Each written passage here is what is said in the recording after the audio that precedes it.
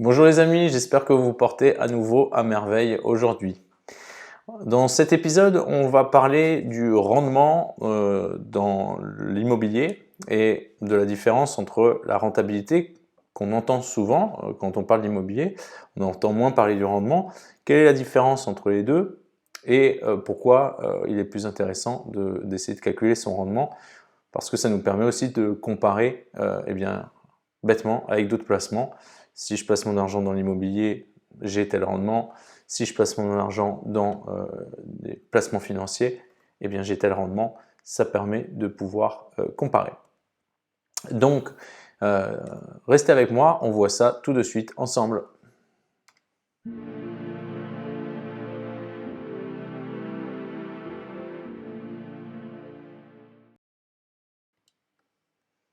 Donc rebonjour les amis, aujourd'hui on va parler de rendement dans l'immobilier, de la différence avec la rentabilité dont on entend souvent parler en immobilier, qui est quelque chose de différent. Avant de commencer, pour ceux qui ne me connaissent pas, je m'appelle Mathieu, j'ai rejoint il y a 1 an et demi, bientôt 2 ans, une équipe de conseillers en création et gestion de patrimoine qui m'ont guidé, qui m'ont appris quelles étaient les bonnes pratiques et les stratégies à adopter pour pouvoir développer et créer mon patrimoine et développer mon indépendance financière. Et donc ma mission au travers de cette chaîne, c'est de partager avec vous ces enseignements et ces pratiques qui ne sont pas bien compliquées, mais que malheureusement nous n'apprenons pas, qui ne sont pas enseignées à l'école, ni au collège, ni au lycée. Et c'est bien dommage. Et donc, mon but avec cette chaîne, c'est de toucher un maximum de monde afin de pouvoir vous aider à appliquer ces bonnes pratiques, à comprendre ce que vous faites afin de pouvoir développer votre richesse et votre indépendance financière. Alors, j'ignore comment vous êtes tombé sur cet épisode, mais sachez que je ne fais pas de pub. Cette chaîne ne se développe que par le bouche à oreille, donc si vous pensez que son contenu pourrait aider quelqu'un, intéresser quelqu'un, que vous avez appris quelque chose, n'hésitez pas à le partager autour de vous. C'est comme ça que la chaîne pourra grossir et qu'on pourra toucher un maximum de monde. Donc aujourd'hui, comme je le disais, on va parler de rendement dans l'immobilier. Pourquoi c'est important? Parce que en connaissant notre rendement dans l'immobilier, qui est différent, on va le voir, de la rentabilité, dont on entend souvent parler en immobilier, quand on connaît son rendement, on sait déjà à peu près combien on va mettre chaque mois pour à peu près quel résultat au bout. Et également, on peut aussi comparer un placement dans l'immobilier avec un placement dans un produit financier par exemple. Donc ça permet aussi de pouvoir comparer les différents investissements possibles. Et ça c'est très important, pour pouvoir faire le meilleur choix forcément. Donc on va voir dans le détail aujourd'hui comment ça fonctionne. Donc première chose, on va voir la différence entre la rentabilité et le rendement. On entend souvent parler de rentabilité en immobilier, c'est un très bon indicateur. Mais elle a quand même, la rentabilité, c'est un indicateur qui a quand même une certaine limite dans les choses qu'elle nous apprend. Donc déjà, il faut savoir si on parle de rentabilité brute ou nette. Moi, je préfère toujours parler en net parce que ça veut dire qu'on prend en considération la fiscalité qui peut avoir un impact plus ou moins grand sur la performance d'un placement, comme on l'a vu avec la fiscalité dans l'immobilier, que je vais vous placer ici. Donc la rentabilité locative nette, en fait ce sont les loyers annuels nets divisés par le prix d'achat. Donc un petit exemple, on a 6 300 € de loyer annuel net, on a acheté pour 197 800, on a une rentabilité locative nette de 6 300 divisé par 197 800 de 3,2. Donc ça nous donne un peu une idée. Forcément, plus la rentabilité est élevée, plus c'est intéressant, mais ça nous donne un peu une idée de... on a ce rapport entre combien je rentre chaque mois, chaque année, par rapport à combien j'ai mis pour acquérir le bien immobilier. Alors je disais, ça a une dimension assez limitée parce que ça prend en compte en fait les recettes et le prix d'achat, mais par contre, ça ne prend pas du tout en considération ni fiscalité, ni tous les frais et différentes choses. Donc c'est pour ça que le rendement est souvent bien plus intéressant. Alors, le rendement, qu'est-ce que c'est? On cherche en fait à définir la participation mensuelle net-net. Alors non, je ne suis pas fou, j'ai bien dit net-net, et je vous avoue que quand j'ai rejoint l'équipe, la formidable équipe de conseillers en création et gestion de patrimoine que j'ai eu la chance de rencontrer, au début je les entendais parler de participation net-net, et je me disais mais c'est quoi, c'est fou, pourquoi net-net? Eh bien en fait l'idée c'est net de charge et net de fiscalité.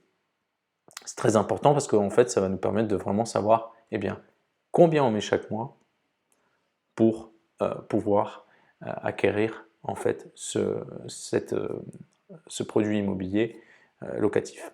Donc, pour calculer la participation mensuelle net-net, qu'est-ce qu'on fait? On prend pas les loyers, mais on commence par les mensualités de crédit. Donc, elles sont les mêmes tous les mois, ça vous le savez. Ensuite, on va enlever les loyers mensuels que l'on touche de notre locataire net de frais. Et ensuite, on va prendre en considération l'impact fiscal. Comme on l'a vu, l'impact fiscal a vraiment une grande importance dans un montage immobilier parce que tout d'abord en fonction du taux marginal d'imposition dans lequel vous êtes, mais aussi en fonction est-ce que vous êtes au microfoncier ou est-ce que vous êtes au réel. Donc l'impact fiscal a vraiment son importance dans un montage immobilier comme on l'a vu dans un épisode précédent. Donc comment ça se passe en fait? Ensuite on va prendre cette participation mensuelle net-net, ce qu'on paye tous les mois, c'est-à-dire ce qu'on pourrait le prendre à l'envers, c'est-à-dire que la participation mensuelle net-net, c'est en gros si vous avez 800 € à rembourser tous les mois et que votre locataire, son loyer net de frais est de 650 € et admettons pour que ce soit facile, vous avez 0 de fiscalité, ça voudrait dire qu'il faut que vous mettiez 150 € tous les mois, vous de votre poche, pour pouvoir alimenter ce montage. Donc on appelle ça la phase d'épargne. Et ensuite, on regarde le capital obtenu. Alors vous allez me dire, mais comment on sait le capital obtenu?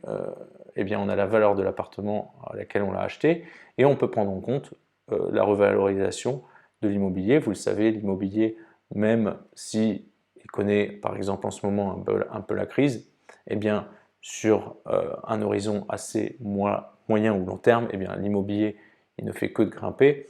Et en France, à peu près, la revalorisation de l'immobilier lissée sur les années est un tout petit peu supérieure à 1%.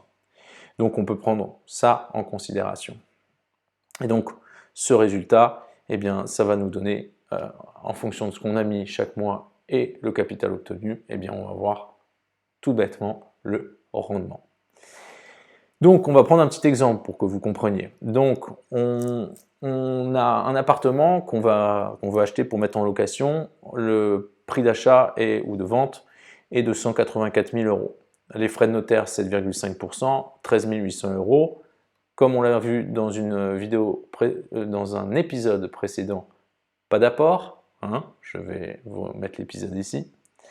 Donc à financer, on a 197 800 € à financer. Les loyers bruts que l'on espère toucher, qu'on va donc mettre en place, sont de 750 €. Et comme je le disais, on va prendre une hypothèse plutôt conservatrice, on ne va pas être trop optimiste, donc on va partir sur une revalorisation de 1% par an. C'est une moyenne pour la France, qui est un peu supérieure à 1% pour la France entière. Bien sûr, après, suivant les régions, les villes, etc., la revalorisation peut varier. Une fois de plus, c'est un exemple pour que vous compreniez la mécanique. Donc, toujours pour cet exemple, on a donc 197 800 à financer, ça nous fait des mensualités de 937 €.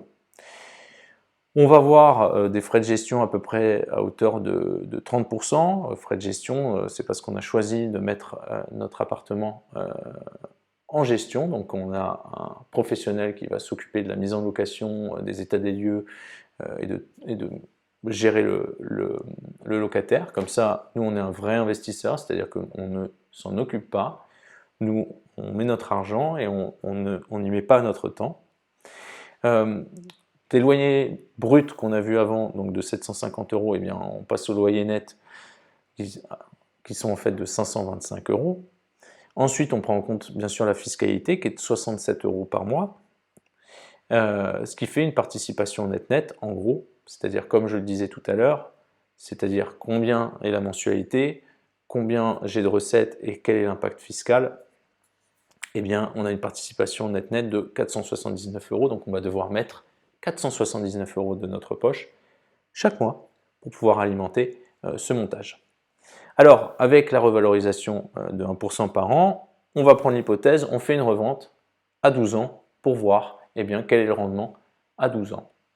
Donc, avec une revalorisation à 1% par an, le montant de 184 000, il passe à 207 336. Donc, le capital obtenu à 12 ans, parce qu'on a emprunté sur un horizon plus long, donc il va falloir rembourser le prêt, le capital restant dû, et donc la différence, c'est ce qu'on garde. Donc on a un capital obtenu de 85 168 €. Donc, on prend donc le modèle, participation net mensuelle, phase d'épargne pendant 12 ans, tous les mois on met 479 €, et au bout, on vend donc l'appartement, je disais 207 000 €, on rembourse la banque sur le restant du montant du prêt, et puis nous, on encaisse 85 168 €. Mais la phase d'épargne, pendant 12 ans en mettant 479 € tous les mois, on a mis seulement 68 976 €. Le delta, c'est l'avantage de notre placement. C'est comme ça qu'on a fait, on a développé notre patrimoine, on a réussi à faire de l'argent avec un montage comme ça. Alors, le rendement, dans un cas comme celui-ci, il est de 3,34%. Je ne vais pas rentrer dans le détail de comment se calcule un rendement tel que celui-ci, mais si vous voulez, vous pouvez aller sur Google, taper calculatrice financière et vous pouvez rentrer les montants tels que vous le voulez, et puis vous allez avoir un rendement au final.